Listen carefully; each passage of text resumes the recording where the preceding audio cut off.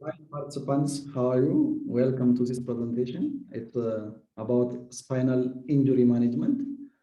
And I'm Brahanu Vasrat, lecturer at St. Paul Hospital, Linen Medical College. The objective of this presentation is to let you have basic concepts on how to identify the steps in spinal trauma management and managing the ABC problems in spinal trauma. So in spinal trauma, particularly in spinal cord injury, these patients with spinal trauma, as we all know, are at a higher risk of paralysis and other complications. So when the spinal injury particularly is higher in the cervical lesion or higher cervical trauma involved, there is a risk of deterioration, which again has an increased risk of regurgitation and leading to pulmonary aspiration of the gastric contents. And this is mainly attributed to the paralytic areas that occurs from the trauma and the loss of the gastroesophageal sphincter tone, which leads to again the regurgitation process. So most of the time we focus on immobilizing the spine, which is good, but we should treat the patient as a whole, and we should consider other body systems than the nervous system alone.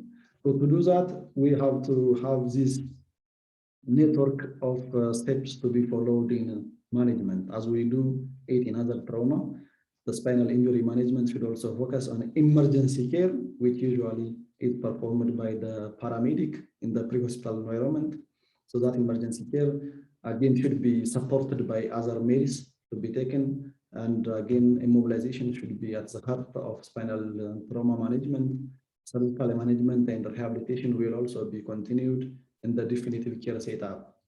So to generalize the management approach in spinal trauma, one of it is the systematic ABC management, which should all the time be followed in pre-hospital setup. And again, that ABC should be supported with spinal immobilization.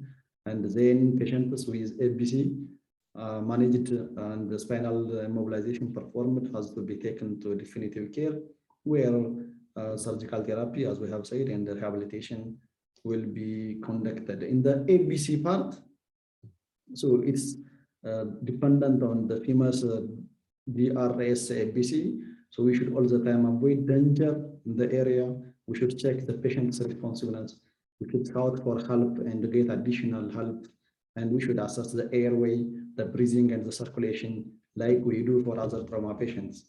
But the basic difference here is when assessing the airway and managing the airway, the breathing, and the circulation, we should all the time be worried and concerned about immobilizing the spine either with the manual methods or with devices available at hand.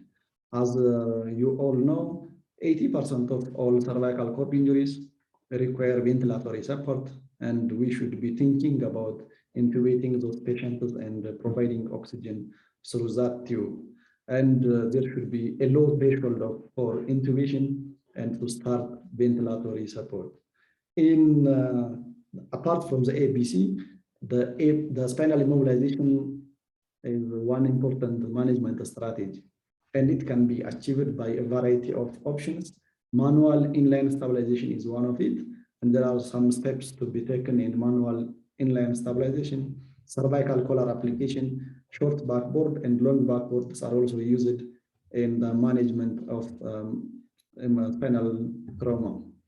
And apart from this mobilization and early management involving the ABC, the GI system, the urinary system, the renal system has to be taken into account.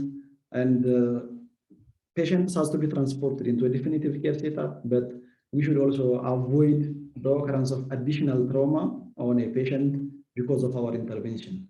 So as it can be seen from this picture, for example, the way we handle a patient, especially if they are suspected for a spinal injury, really matters. So using the techniques displayed here to lift or to move a patient should be avoided hereafter. Instead, we have to follow the so-called log rolling as the steps are depicted here. So in log roll, we need to have 3 to 4 individuals, if possible 4, and then each of them will have a specific task to do, and depending on the role of each individual, what we want to achieve at last is to get the patient centered and secured on a backboard where they will be packaged and get ready for transportation.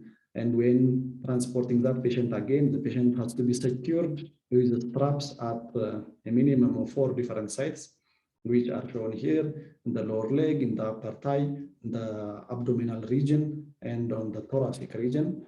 And then the patient will be transported to a definitive healthcare setup through an ambulance.